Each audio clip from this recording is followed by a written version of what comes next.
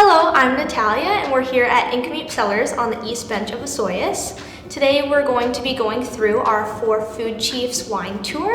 I'm going to start by explaining a little bit of history of Nk'Mip Cellars and how we got started. We have Chief Clarence Louis, the chief. He is presently chief today, and he became chief when he was only in his early 20s, so very amazing. Chief Clarence Louis, he wanted the band to be very prosperous and self-sufficient.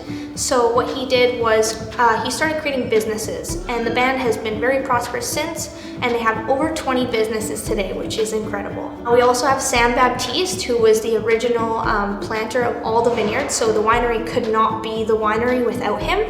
He uprooted all of the French hybrid grape varietals and planted all true vinifera vines with varietals you know and love today, like the Riesling. And the Riesling was planted in the 60s, and we still use those grapes today.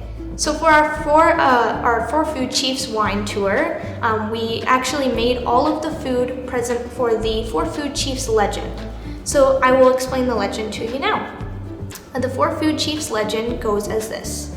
The creator was going to be making a new creature, and he wanted to make sure that that new creature was going to be able to survive down on Earth. So he sent his four food chiefs, Chief Bear, Chief Salmon, Chief Bitterroot, and Chief Saskatoonberry, and he told them they would have to figure out how they would help this new creature. The new creature was going to be very weak, it was going to walk on two legs, it wouldn't have hair to keep it warm, no claws to hunt, and it will need some help. So the four food chiefs gathered around, and they decided that Chief Bear was the wisest and oldest of them all, and he would decide what they would do to help this new creature. So Chief Bear had sat and he pondered and thought about it for quite some time, and he finally decided that what he'd do is that he would lay down his life to give this new creature his fur to keep them warm and his meat for them to eat. The rest of the four food chiefs really loved this idea, and they wanted to help out as well. So Chief Saskatoonberry says yes, and I will give them everything good to eat above the ground. Chief Bitterroot followed by saying, I will give them everything good to eat below the ground. And of course, Chief Salmon agreed and wanted to give them everything good to eat in the water. So Chief Bear was very happy, as well as the creator, that this new creature was going to have lots of things to sustain itself. So Chief Bear laid down his life so that all of this could come true. After this, all of the four food chiefs gathered, and they were trying to figure out a way to make the Chief Bear wake up again. So they called upon the strongest animals they knew, the bobcat and the bald eagle, and they all came down and they sang songs to try and revive the bear. However, nothing was working, and meanwhile all this is happening, there's this tiny little fly, he's buzzing around, and he's begging for his turn to sing. All the four food chiefs kind of laughed at him though and said, you know, if the bobcat's not able to revive the bear, there's no way you're going to do it, you're just a little fly. After all of the creatures took their turn singing, the fly finally got his turn. And lo and behold, the fly went and on the Chief Bear's back, and he sang his song, and Chief Bear woke up.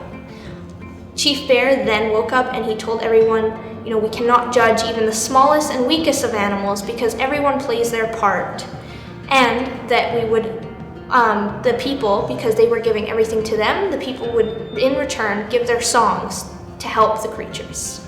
And that is the legend of the four food chiefs, and what the Nk'Mip people believe is how they got all their food, and they have a lot of gratitude towards nature itself and everything they get from it. So now we're going to try the wine and paired with the food in our Four Food Chiefs tour. Each food actually symbolizes each four food chief. So we have a garlic spread with a fry bread that represents Chief Bitterroot. We have a salmon and mushroom pinwheel to represent Chief Salmon. We have a boar and venison meatball with a maple mustard to represent Chief Bear. And we have a fry bread with a Saskatoonberry sauce to represent Chief Saskatoonberry. We're first going to be trying our Nk'Mip Riesling paired with our garlic spread and fry bread. Each of these kind of play a part with the wine, and you'll really see that when you try just the food, you're going to notice that real garlicky, very strong, and then paired with that Riesling with a nice peachiness, it's going to really balance each other out. Just try this now. It's always good to try a little bit of wine before pairing the food, and then you take a bite and keep going from there.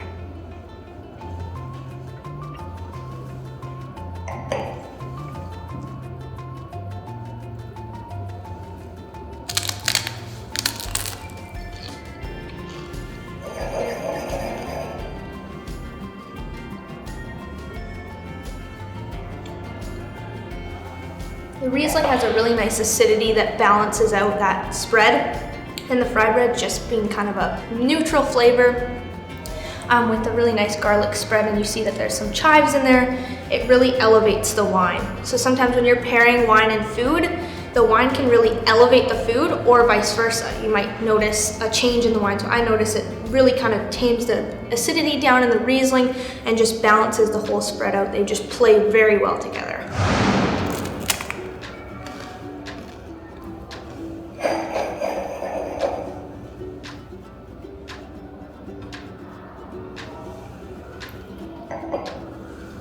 Next, we're going to be trying our QQ Pinot Noir with a mushroom and salmon pinwheel. You might be familiar with the fact that lots of people say that white wine is only meant for, darker meats, and white wine is only meant for fish. But Pinot Noir, especially ours, it's a little bit heavier. Being grown in Osoyoos, we have a lot more heat, so it's a lot heavier of a Pinot Noir, more complexity. It's got some really nice red cherry, red currant, beautiful spice notes to it.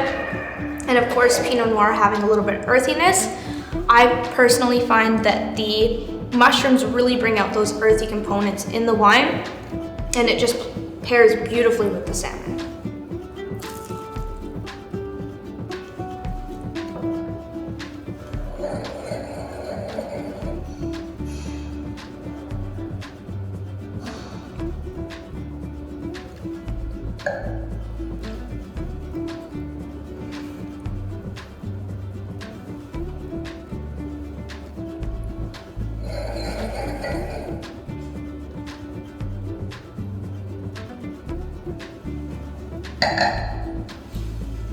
Next, we're going to be trying our QQ Merlot with the Bourne venison meatball, and it's got a maple mustard underneath.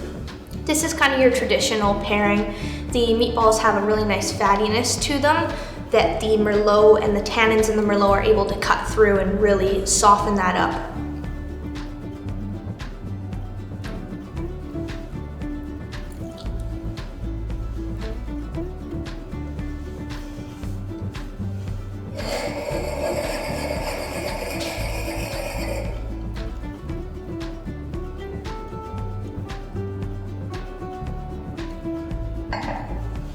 The mustard also adds some nice tanginess to it to really bring forward those flavors in the Merlot. You get a little bit more of the spice note coming forward as well as the smokiness.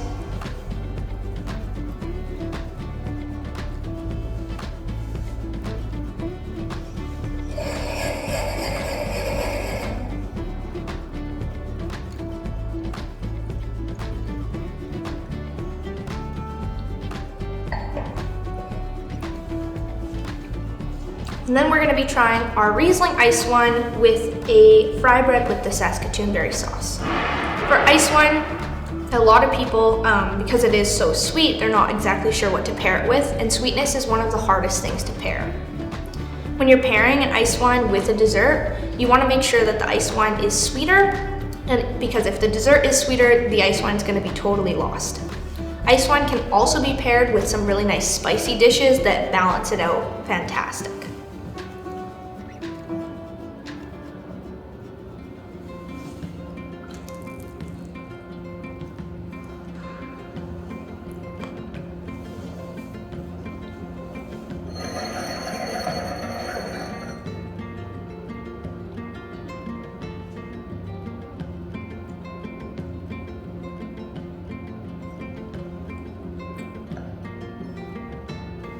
The Saskatoon berry sauce really brings forward a lot of those beautiful fruit characteristics in our Riesling ice wine. As well, since this fry bread is coated with some cinnamon, it kind of tames down that sweetness a little bit. It doesn't make it too overwhelming.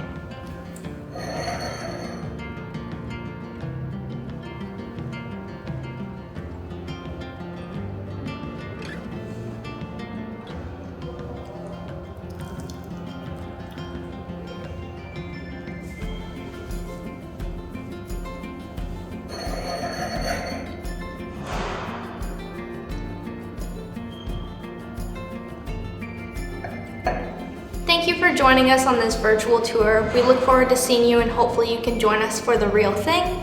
If you're not able to join us this year, we do have all of our wines available online, and we look forward to seeing you. Thank you so much.